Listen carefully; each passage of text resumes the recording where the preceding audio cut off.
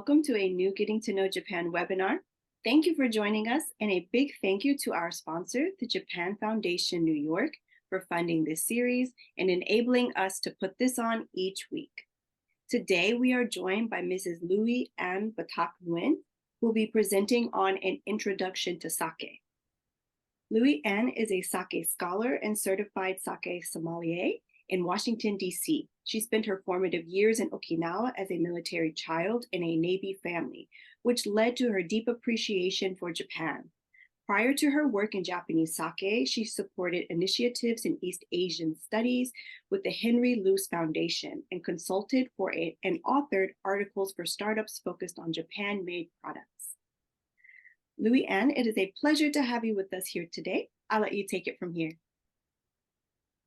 Thank you so much, Amani. Good morning, everyone, and good evening to anyone logging in from the East Coast. It's a really great pleasure to be here with all of you today. As Amani mentioned, I grew up in Okinawa, spent a total of 14 years there. My only regret is that I didn't gain a full command of the Japanese language or learn more Hokkien words, but I have a lot of fond memories about Japan, and it's really just really guided the direction of my life, both at home and professionally. So thank you so much for joining us today. I'm going to go ahead and share my screen here. Give me one moment. And I'm going to do the presenter view.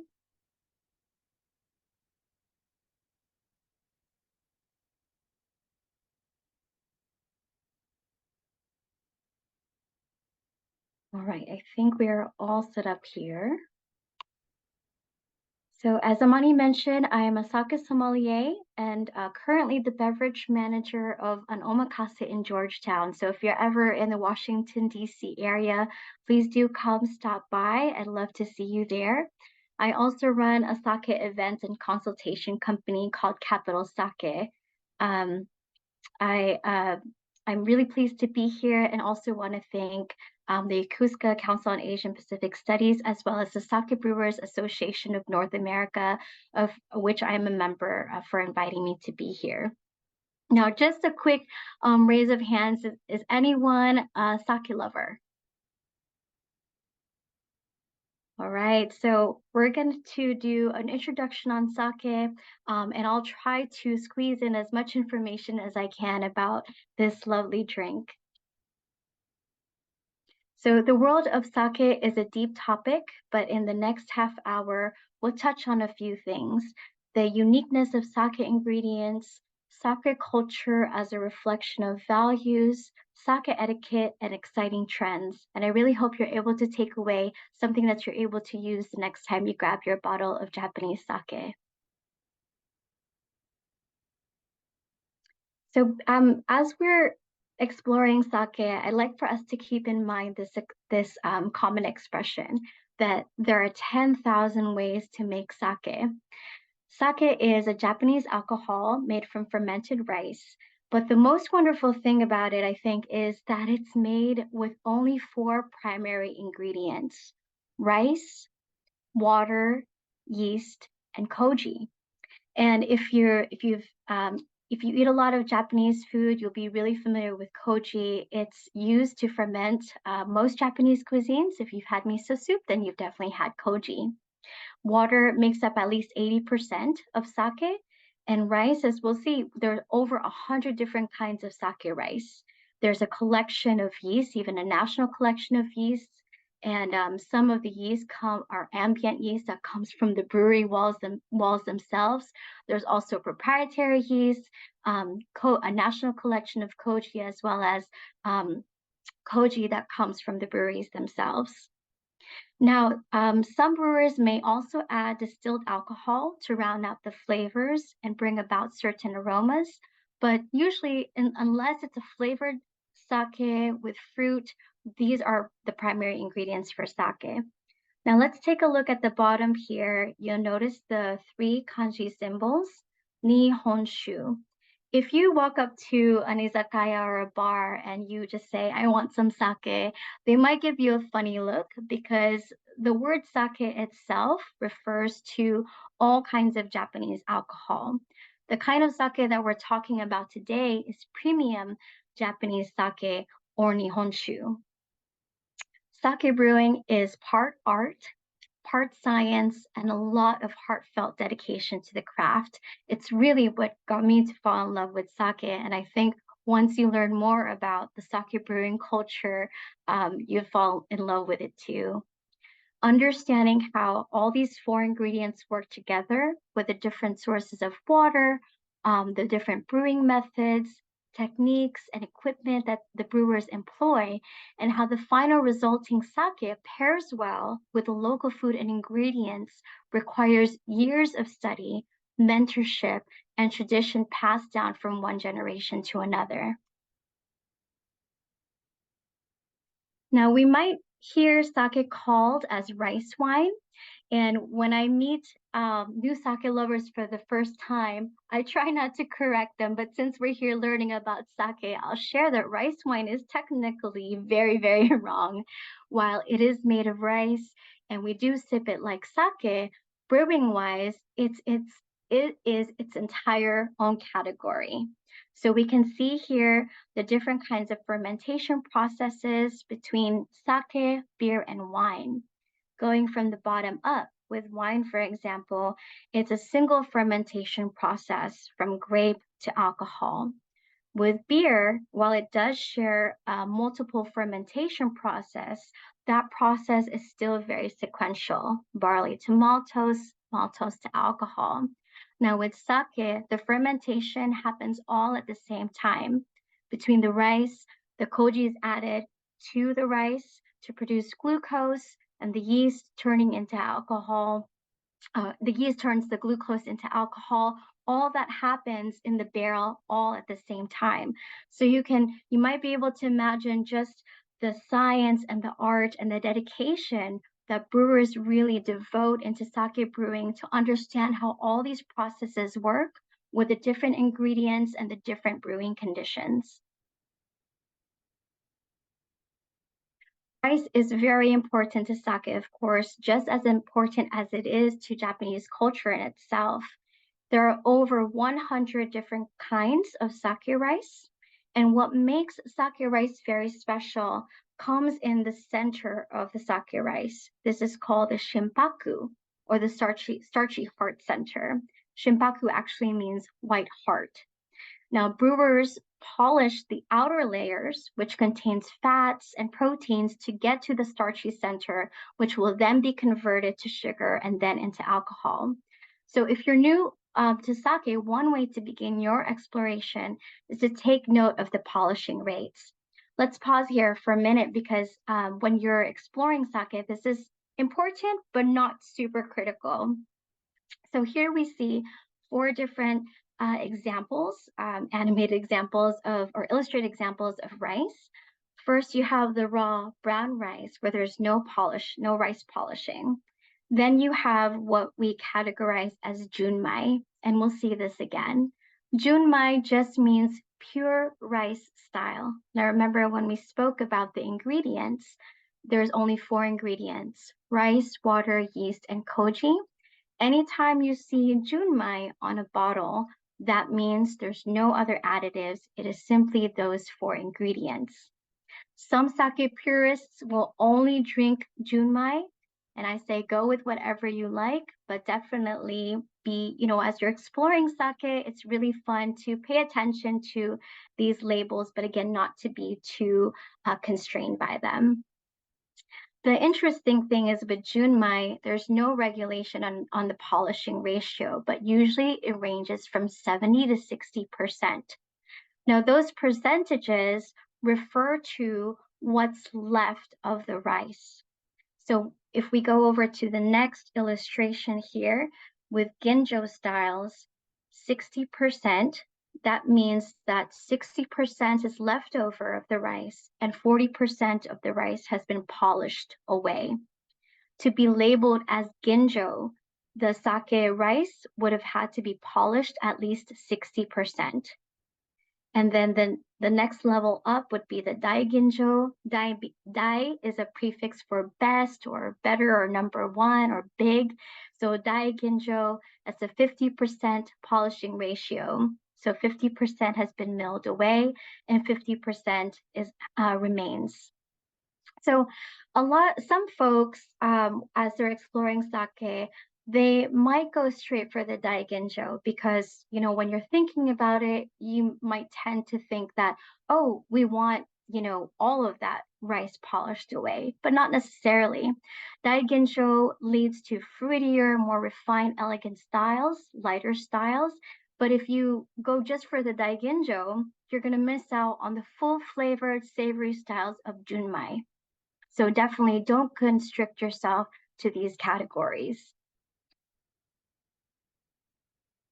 Now here let's break this down a little bit. There's basically two ways to divide sake. Junmai, which is pure rice style, or aruten sake, which, as we talked about earlier, is alcohol added.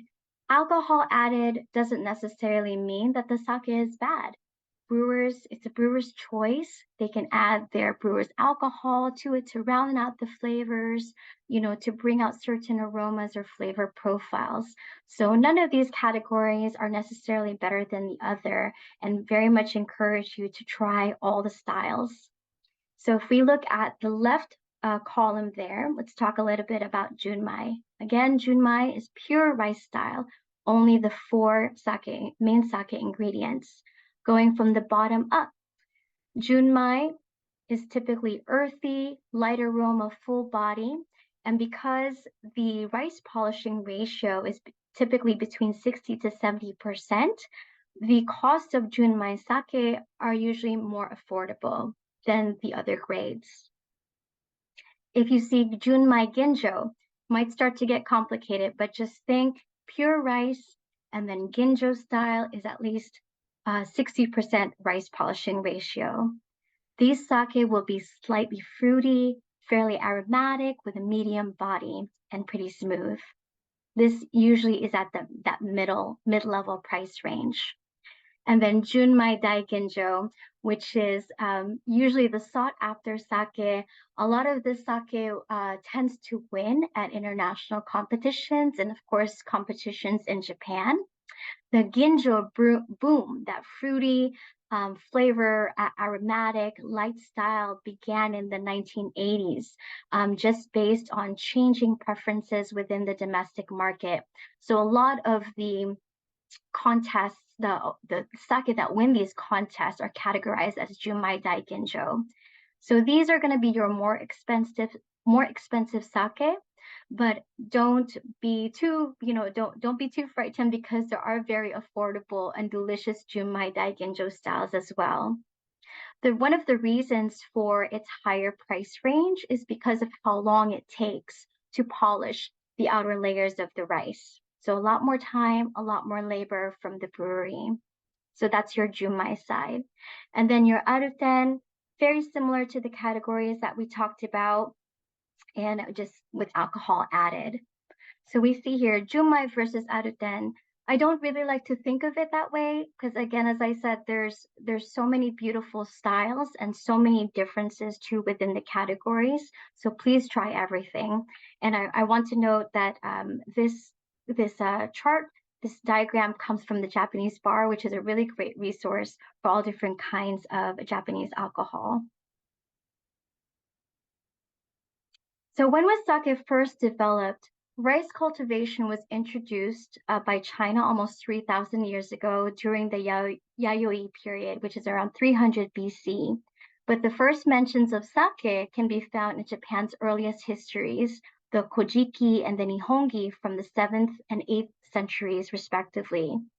This initial style of sake was made by monks. So it was called temple sake or monk sake. And it was made for them and the aristocracy. But thankfully, over time, sake brewing, the technological developments gave way for commercial sake brewing, and now we can enjoy sake en masse. At the beginning, most of the sake was centered around Kyoto, the ancient capital of Japan, where most of the temples are. But now you can find sake in every prefecture. So I listed here that Niigata has the most sake breweries. The latest count from 2022 was 99 breweries. So a real center for sake brewing. And Niigata is known for what's called Tanrei Karakuchi, crisp, clean, dry style, kind of makes your mouth go when you have that sake. Really great stuff.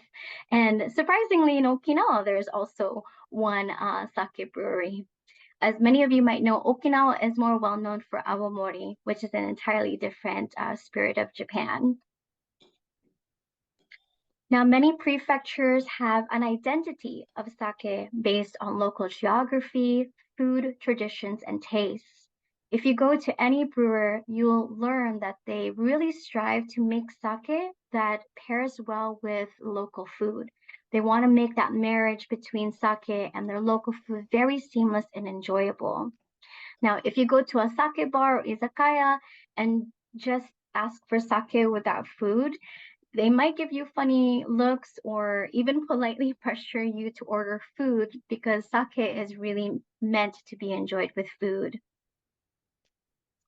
Japan's natural geography makes it very suitable for sake brewing, and the mountains play a crucial role. They provide a purification system for rain and snow, and thus provide clean water sources for sake brewers. They also impart the right combination of minerals for sake brewing, the diurnal temperatures needed for growing rice, and then cooling the sake. And with the natural boundaries and terrain, the mountains help form the unique culture of the different cities, towns, and villages, the unique culture and the food that help to shape the sake styles within a region. So the sake that you'll find in Niigata is typically going to be different from the sake styles that you'll find in Tokyo. And Tokyo being just quite a mix, right, of people of different lifestyles and different subcultures. It's also reflected in the sake. Whereas Niigata will have that Tanrei Karakuchi, dry, crisp, clean, almost like tasting snow water from the mountains. In Tokyo, it's going to be a mix of different kinds of styles of sake. Also different would be sake from the coastal prefectures. One sake from Tensei Brewery, I think that's in Kanazawa.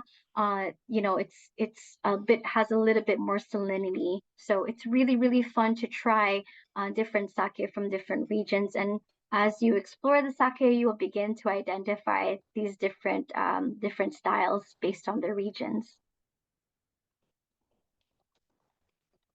The importance of sake is very much intertwined with the importance of rice to the people of Japan. Sake has been used in many celebrations, especially in offerings and gratitude to nature for a good harvest. So we see this mostly in the tradition of Naorai, which is a ritual in Shinto tradition. So participants commune with the gods through the shared drink of sake. Sake is first offered to the gods for in thanks or in prayer for a good harvest, and then it's sipped on and shared with everyone to share the good fortune and the blessings. With sake, there is a deep reverence not only for the sake itself, but for every ingredient with which the sake is made. And this is based on the Shinto belief that sacred spirits take the form of all things important to life. So you'll note if you ever visit a brewery or even read the stories of the sake, their philosophy, you'll definitely be able to sense that deep reverence for the mountains, for the rice, for the grains, for the rivers, for the land and everything that nature provides, that nature blesses the sake brewers and the drinkers with. This is the reason too why many breweries work very closely with their local communities to build schools, preserve their natural surroundings, and establish specialized programs that ensure the sustainability of the land, the water, and the local surroundings. Sake breweries and brewers understand that they are borrowing from nature. It's not just taking, It's borrowing from nature, the water, the soil, the rice. Everything is a gift. And to be in tune with nature and to show appreciation for these gifts, many breweries implement zero waste practices, incorporate solar energy practices, organic and biodynamic practices, and repurposing things like leftover sake leaves into cosmetics, natural cleansers, and food production. And we're seeing more of those products come here to the United States too, which is very exciting.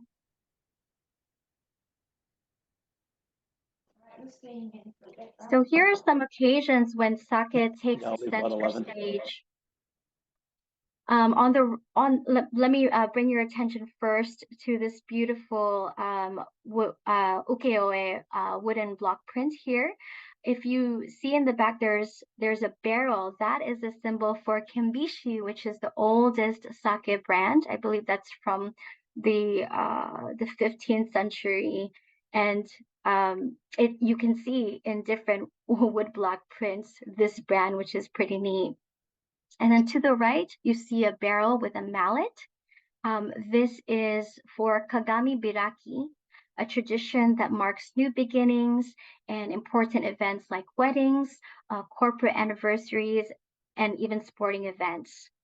Kagami Biraki also is very popular in early October. I hope some of you were able to join in October 1st World Sake Day festivities. So what happens is a wooden mallet is used to break through the wooden lid of this sake cask.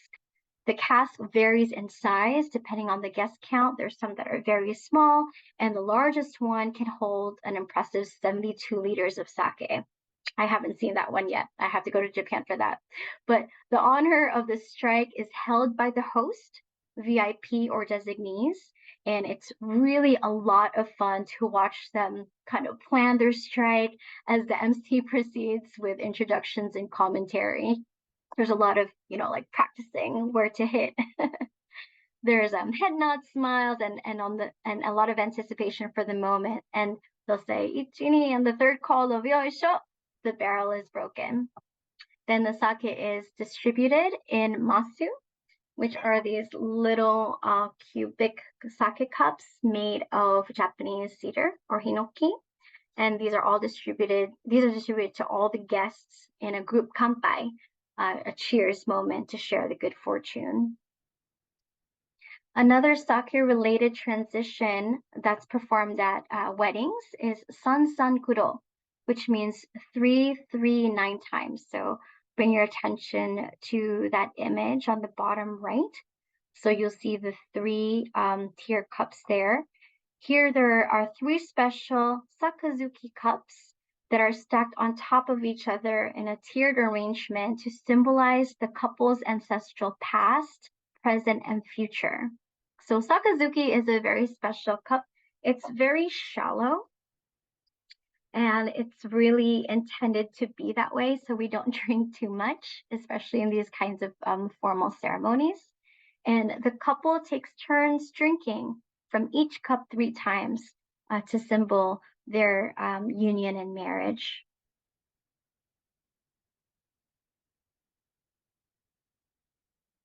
So another way sake is used in Japan is to serve as a starting point in building and strengthening relationships. You might have experienced while you were there that Japanese society can be very structured and hierarchical, making it somewhat challenging to communicate between levels. So drinking sake helps to temporarily soften those walls, and the act of pouring sake for each other offers a small window for people to comfortably engage and interact with each other. Here in the US, it's a little bit different. We try to promote sake as a beverage that can be enjoyed anytime, any way you like it. But while you're in Japan, it is highly encouraged that one be familiar with etiquette to make those interactions run a lot more smoothly. And of course, to show respect for tradition of the host nation and establish good working relationships with the other party. So first of all, I want to remind everyone how to say sake. It's sake, not saki. So please, if there's one thing to take away tonight, or today, for you in Japan, it's how to pronounce sake, not saki, right? Now, also how to hold the cup. Just similarly to all other the ways of giving and receiving in Japan, you want to use two hands. So when you are offered sake, please don't leave your sake cup on the table as you might with a wine glass. Hold your cup with two hands and raise it to make it easier for the server, your friend or coworker or other person who's pouring to actually pour the sake and aim it correctly into the cup. A lot of the cups you'll see in restaurants are going to be little ochoko, sometimes even smaller than this. This is more of like a guinomi, a slightly bigger ochoko. And so imagine pouring a cup, trying to pour sake from the bottle into a cup. It's really, really hard to aim, even for professionals. So it really helps to hold the cup. And it's also very respectful to hold it with two hands. So yeah, that helps to avoid any awkwardness by the server or person pouring. And then you, before taking a sip, you want to wait for that kanpai moment. Kanpai meaning cheers, as I'm sure many of you know. Don't sip it right away. Please wait until all the cups are poured. And usually someone will signal, maybe the host or the VIP, someone will signal for a group kanpai moment, at which point you can raise your cups to toast. And during this kanpai moment, especially in corporate settings, it might be really great to be mindful of how your glasses touch, right? So if you're junior to the person that you're toasting to, your cup should be lowered here. I hope you all can see that. Kind of a lower height there at the moment of the kanpai. So to show respect and humility for your position to the senior person. You definitely don't want to make this too awkward. You don't want to try to measure. Just give a quick eye measurement and kanpai, and hopefully you have good aim. Although this is a small gesture, it is a gesture that is very much appreciated and it will be duly noted. Number 4, never pour sake for yourself. They say that if you pour sake for yourself, you're inviting loneliness, right? So as much as you love the sake, especially in the beginning of the evening or the beginning of the meal, don't pour sake for yourself. If you're in need of a refill, the best way to do it is to take the sake bottle or the tukuri and offer to pour for others. So you just kind of do oh, you want some more sake, or your glass is empty, may I pour for you? Hold the tokuri or the bottle again with two hands and pour for everyone else. And usually your guests or the rest, someone in your party will recognize that your cup is also empty and offer to pour sake for you as well. Now, I've been asked, like, Louie Anne, does this happen every single time I want to refill my sake? And no, it's just in the beginning, when the formalities are still kind of there and people are not yet quite tipsy, these are the etiquette that you should keep in mind. But as the night progresses or the meal progresses and people are kind of becoming more relaxed and getting to know each other, especially if you're just with a close friend, then you don't necessarily need to, follow all these steps. And of course, we ask that you drink responsibly. Sake is amazing, but this goes for any event. We like to exercise control because public drunkenness, especially in Japan, and boisterous noise is still very much looked down on. So please enjoy the sake, and you can always buy more sake in Japan. At this point, just want to bring your attention to some excellent resources for learning more about sake. The Sake Brewers Association of North America, Tipsy Sake, and the Sake Times have really great information on sake and goes into more depth about sake styles, sake brewing, and so on. So here's a really, really fun style that I see happen more often, like in the summertime. It's called mokiri. I hope you've had a chance to enjoy this, but it's pretty much a gesture of hospitality. So this is mokiri. This is an illustration from Tipsy Sake. What happens is the server overflows the sake into this sake cup, and it will overflow into the masu. So what happens then? What you do is to follow this illustration here. When that sake is overpoured, it's not an accident. It is intentional. You would sip sake in the glass, and then once you get to an appropriate height, you can pour the rest of the sake from the masu into the glass and then drink from the glass again. And it says here, don't use the corners when sipping sake directly from the masu. I've also read some really interesting things like don't let your upper lips touch the masu and things like that. But I honestly, I don't pay too much attention to that part. I just don't want to spill the sake myself. Another really great expression that I like to keep in mind about sake is sake doesn't fight with food. This is very, very true. Sake is has no tannins and no sulfites. And so this is actually one of the reasons why sake is my beverage of choice. I don't like to have hangovers or headaches in the morning, and sake does not give me that because it has no sulfites. And when it comes to tannins, the low tannin rate allow you to pair it more easily with different kinds of food, even things like fish and vegetables. With beverages like wine, for example, there are fairly strict rules on wine and food pairings. Red wine goes with beef, red meats, things like that. White wine, vegetables, and fish. With sake, because of those low tannin rates, it's very easy to pair, even with things like bitter foods, sweet food, spicy food. So when you're starting off your sake journey, what I like to recommend is start off with like. So if you have a light sake that's clean and dry, I recommend trying it with light food too. Maybe like a fruit salad. See how that pairs for you on your palate. Lightly fried tempura, lightly fried food, even things like a carbonara or light pasta, white pasta. If you have more of a junmai, savory, rich style, or aged sake, you'd want to try pairing it with savory food like pot roasts, maybe some lamb or some rich oden soup. So like with like works really well. Also, if you have a chance to explore the different regions of Japan and try their regional food, it's very likely that the the restaurants or establishments would have some regional sake pairing recommendations as well, keeping in mind that the brewers really intend for the sake to pair well with regional food, so you can't go wrong there. And then as you proceed, as you progress with your sake journey, of course, you can experiment with opposites.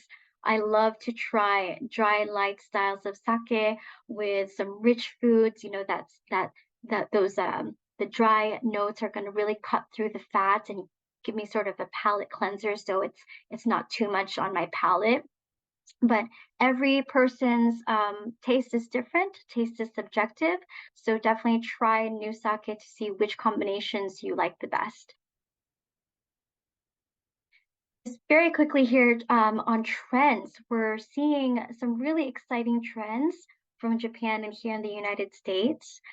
There's a growing sense of regional pride in sake, which has led sake brewers, rice farmers, and their industry partners to collectively establish standards for their sake to create a regional identity. These standards can outline things like the source of water, the flavor profiles, rice types, even specific brewing processes. And with these collective efforts, more regions are being designated geographical indication or GI, further making Nihonshu not only a Japanese beverage, but a beverage that local producers and local communities can really get behind. And in the same vein, we see more brewers gradually decreasing their dependency on major rice strains and cultivating long lost or long forgotten heirloom strains as part of this regional pride in their sake. In fact, I served one sake very recently called Forgotten Fortune. This is by Fukucho in Hiroshima, and it is created by one of Japan's only female brewers Miho Imada.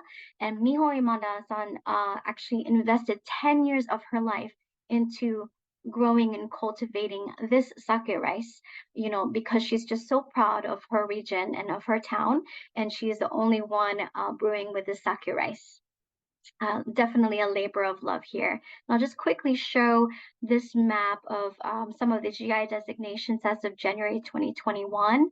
And I'll note here, I think this is very interesting, on the central right there, the Yamanashi prefecture is known as the Napa Valley, Napa region of Japan. It has a GI geographical indication for wine. So if you get to go to Yamanashi, really beautiful place, please check out their wine. And of course, in the Ryukyu Islands, Awamori is the GI designation there. There's also a focus on international promotion and sales. Domestic consumption of sake in Japan has been shrinking throughout the years just due to changing tastes, Japanese people leaning more towards different kinds of beverages, their interest in, beer. Beer is actually the number one beverage in Japan, even if sake is still known as the national beverage of Japan. But it's really not all gloom and doom.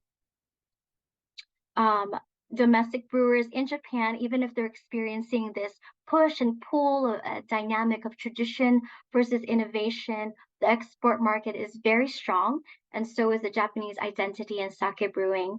These same challenges have led to really creative waves in sake, such as the move towards sparkling sake, flavored sake, sake brewing with wine influences, and really fun collaborations and mentorships between American sake brewers and Japanese brewers. One such partnership is between Brooklyn Kura, which is based in New York City, and Hakai-san in Niigata Prefecture, a very well-known and well-respected brewery. So Brooklyn Kura is using different sake ingredients, yeast and koji, even collaborating with winemakers to make some really interesting beverages. And lastly, there's new sake brewers in the US and around the world. Let me show that here quickly. This is from the Sake Brewers Association of North America. See all the sake brewers that are popping up throughout the country. It's all very exciting. Brooklyn Kura is just one of them. I believe there are close to 26 breweries that are either established or soon to be formalized as a brewery here in the United States and in Mexico. We also see here a brewery in Vancouver. And finally, the experimentation and enjoyment of new food pairings. Here in Washington, D.C., we have a Michelin star restaurant called Cranes, which has a really fun interplay between Spanish and Japanese kaiseki. That's Chef Pepe there, and we consistently have sake brewers coming over to visit. And for those who can make it to Shibuya, there's a new AI sake sommelier. So please make it out there when you can. Just overall, exciting future for sake, a very bright future for sake in the United States. I really believe that people see something in sake that they otherwise might not see in other beverages. And I think that the beauty and the peace of the Japanese landscape and the culture is truly represented in sake, and that's why people seek it out. It's more than just a beverage, it's more than just alcohol. It's the breweries behind it, the dedication to the craft that's communicated from one generation to another, and all the industry, the rice farmers, the pottery, the artisans behind it. And I think this is the kind of tradition and beauty that's something that people really long for and care about, and that's why sake is taking the center stage. Thank you so much. Thank you so much, Ms. Louie Anne, for your presentation. It was really, really interesting. So to start off the Q&A session, I would like to ask, so is there a specific type of sake that's used for the sansan kuro, like, during that tradition? Is there a specific sake that's used, or is it just up to the bride and groom, or just up to the shrine or the temple itself? How does that work? That is a really great question that's never been asked of me before, but I would hope that it's the bride and groom's choice. And I imagine that it would be something very exquisite and a high, a high grade sake, most likely a Junmai Daiginjo. However, you mentioned the temple rules, and that could be very likely. So I'll definitely have to check on that. Thank you so much for that question. Thank you so much. And another question to add to that, are there sakes that pair well with desserts? Yes, Do absolutely. you have any recommendations? Yes, I do. Gosh, I think I don't know how the that slide got lost here, but sparkling sake is so much fun, and I'll give a couple of recommendations. The best-selling sparkling sake in the world is Mio sparkling sake. You can find it at almost any local grocery store, possibly even um, maybe even Lawson or Family Mart because it's the number one best-selling. And the great thing about that one is it's only 5% alcohol. Then there are also higher grade levels of sake that are very similar to champagne and brewed in the champagne style, secondary fermentation in bottle that's made by Hakkai-san and Nambubijin. And out of Fukushima is a new sparkling sake called Ichido, and they've created a rosé sparkling sake, which is just exquisite. And I just met the brewer a couple of weeks ago, and we're really hoping to see that here in DC. But if you make it to Fukushima, or please look for that, it's really, really a great pairing. They've also created a sparkling junmai style, so pure rice style, and a sparkling dry style. Ichido is very fun. It's actually a result of a collaboration between Chicago University and three or four sake enthusiasts from Fukushima. And one of the owners has a background in champagne, and that's why they chose to make sparkling sake. So please do try some sparkling sake. And I forgot to mention, if anyone, if you have more questions, please do feel free to reach out to me via email or on Instagram. I am happy to share my recommendations and we'll try to answer your questions there as well. Thank you so much. So Thank you. Grace Toy wants to ask, are there any specific sakes that you recommend for newbies? For newbies, I really love junmai styles, and my favorite styles of sake are the sake that you can enjoy at any temperature. And junmai styles are great because the lower rice polishing ratio allows you to experience that savoriness, and they're not as delicate as ginjo or daiginjo styles. So I always recommend start with a junmai at room temperature. You can chill it in, or actually you can chill it in the fridge, try it at a chilled temperature, and then let it warm up in your hand, in your cup, and you'll experience just a whole different flavor profile and different sensation. Then you can gently warm it up as well in a tokuri or any other vessel, just as you would a baby's bottle, just very gently. On Amazon, you can also buy a sake warmers, especially out in town, of course. So Junmai style, start with those, and then you can go up the different grades. Thank you for your question. So you mentioned about temperature, the differences in like how you can drink sake, whether it's warm or cold. So Christine Chung asked, so what foods are served, what foods are served with like cold sake, and then what foods are served with like warm sake? Great idea. Great question. So food served with cold sake, it's just such a variety. I've had chilled sake with things like steak, barbecue, even fruit salad, different kinds of light salad, of course, sushi. And then with warm sake, I tend to enjoy it with more savory food or with fatty, richer meats. So I would say start with those, but as with taste being so subjective, there have been times where I'll try a sake, and because I'm in a different mood, I'll say, "Oh no, the sake is not for me." I'll put it in the fridge, and it will just sort of like kind of mellow out, and I find that I'll enjoy it the next day. So if there's a sake that doesn't quite, you know, fit your preference, it might be that it's served at the wrong temperature. Tipsy Sake is really a great resource because they have recommended serving temperatures. So I really recommend checking out their website as well if you're starting out on your sake journey. Thank you so much. So Rich Tamaso asks, what type of alcohol is added with aruten? What type of alcohol? It they call it brewer's alcohol, and I wouldn't be able to tell you exactly what that is, but it's a distilled alcohol, their own concoction. Very interesting. Thank you. Yes. Oh, and I'll add too that there's a category of sake called kijoshu. Kijoshu is a sake wherein they replace some of the sake brewing water with sake itself.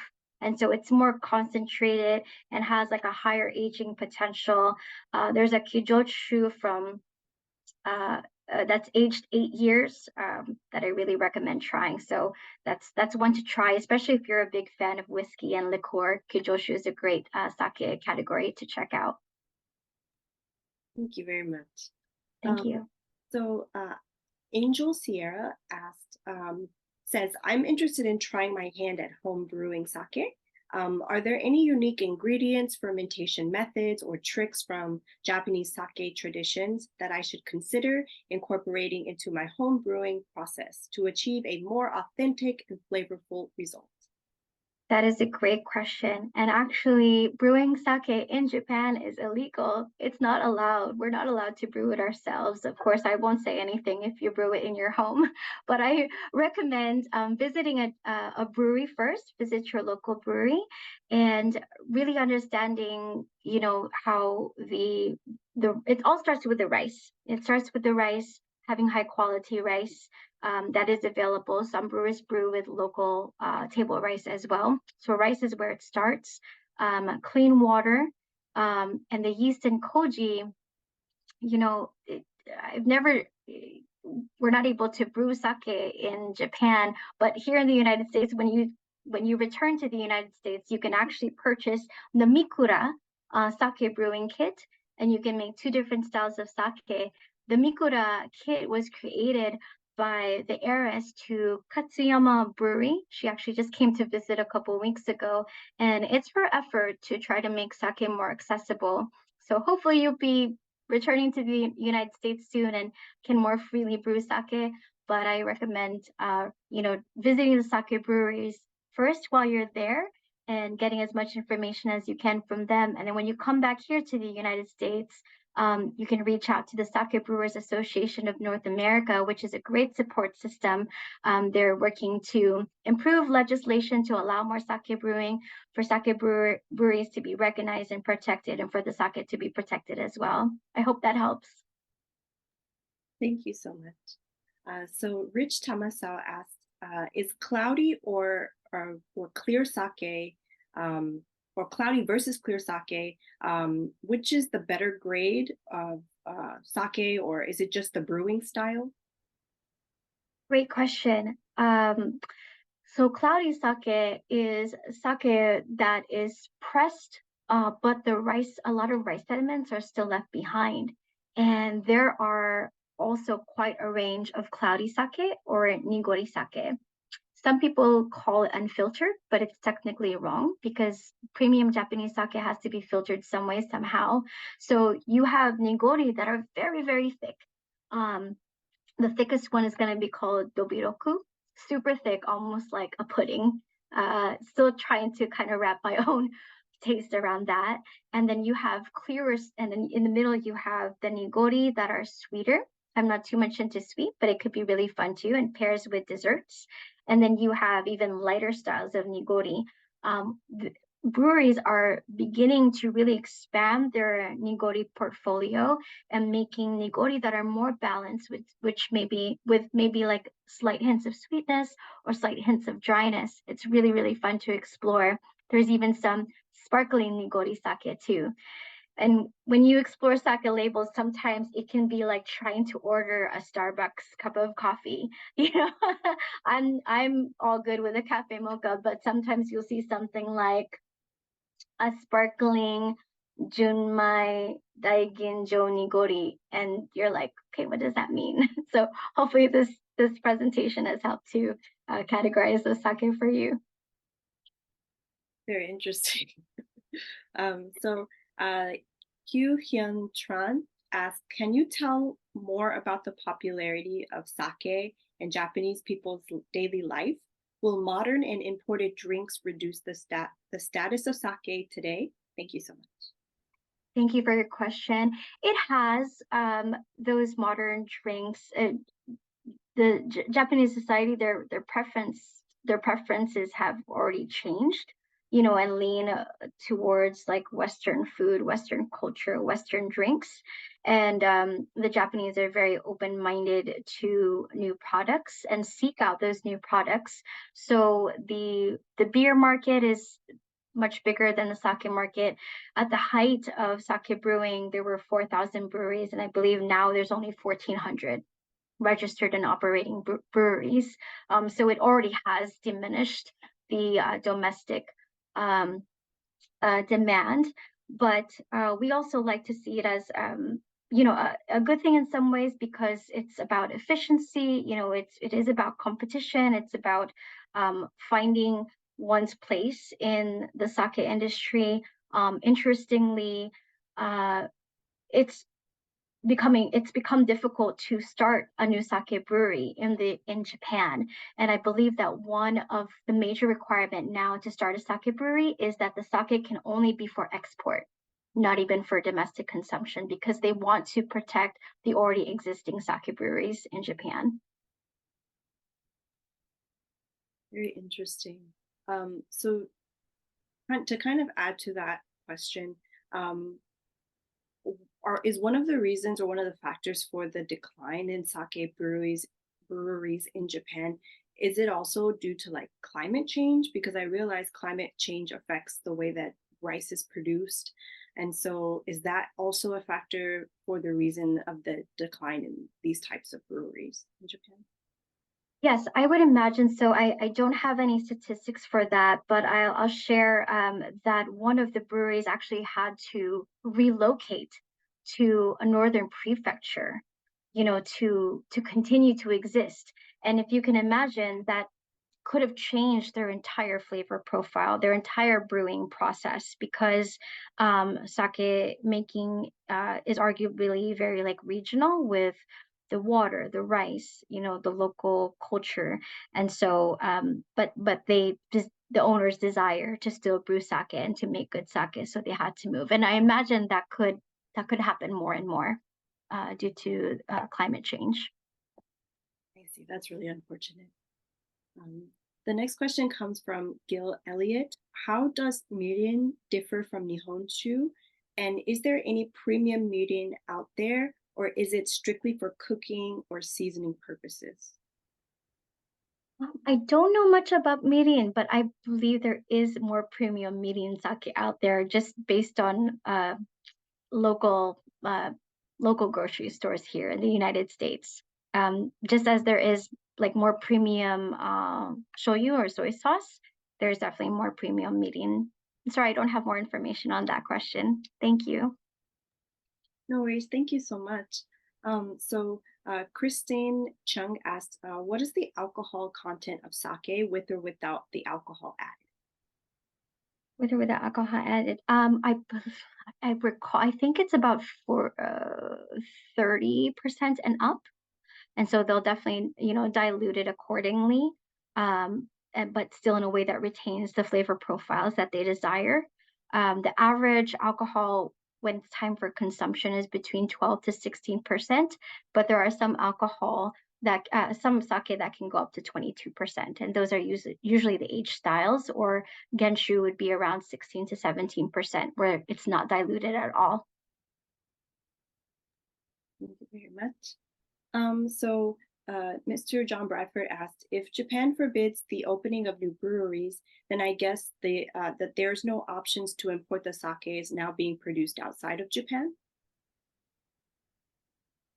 Great question. So I'm thinking about the sake that's produced here in the United States and Mexico and North America in general. I am not sure how much foreign sake is imported into Japan. I would imagine that it's still very protected because they want to protect the domestic consumption, right? The domestic market. One sort of, for lack of a better term, a concession or extension to kind of open up or move the status quo towards being more open-minded to foreign sake is the creation of an overseas sake category during the competitions.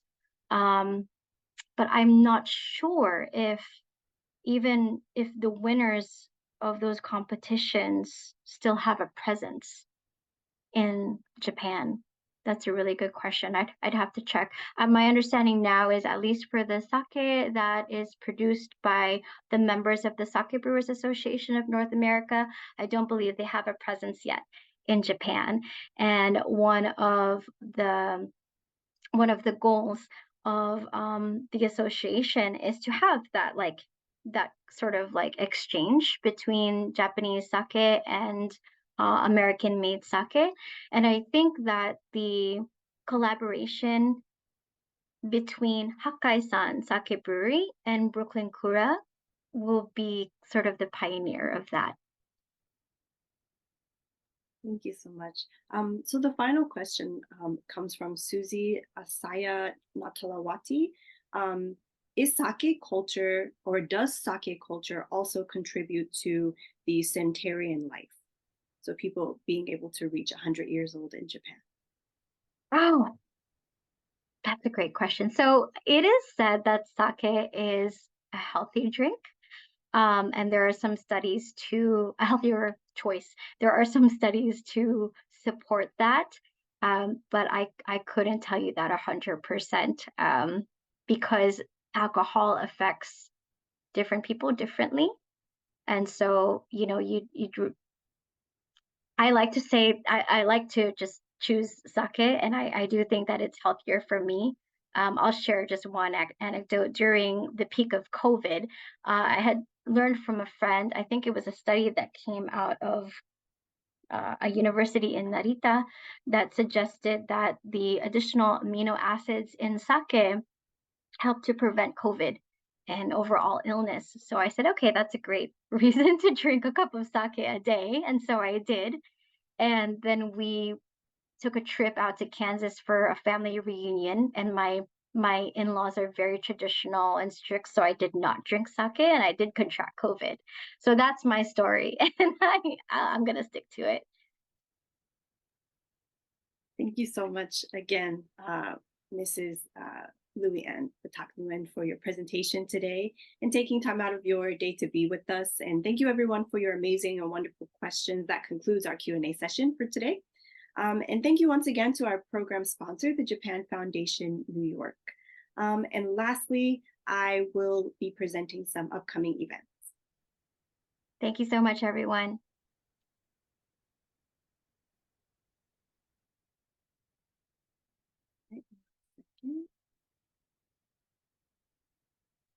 All right, so our first upcoming event is for community conversations. It is tomorrow.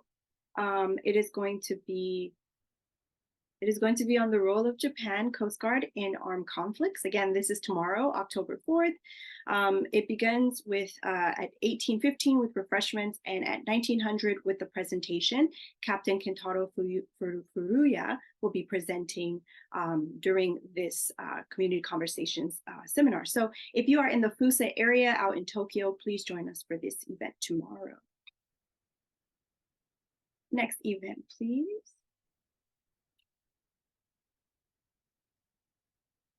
So the next Getting to Know Japan webinar is on the history of Meiji and the Japanese Empire. So it's going to be on October 17th, Tuesday, October 17th at 10 a.m. Dr. Alexis Dutton will be the speaker for this event, but I believe we have two other events wedged in there. Yes, yes, exactly. Thank you so much. Okay, so the next Indo-Pacific Maritime Hour is going to be on October 10th. It is on Japan's ocean borderlands. Dr. Paul Kurtman will be the speaker for this event. This is an online webinar, and it starts at 8 p.m. or 2000 in Tokyo. So please join us for this event on Monday, October 10th.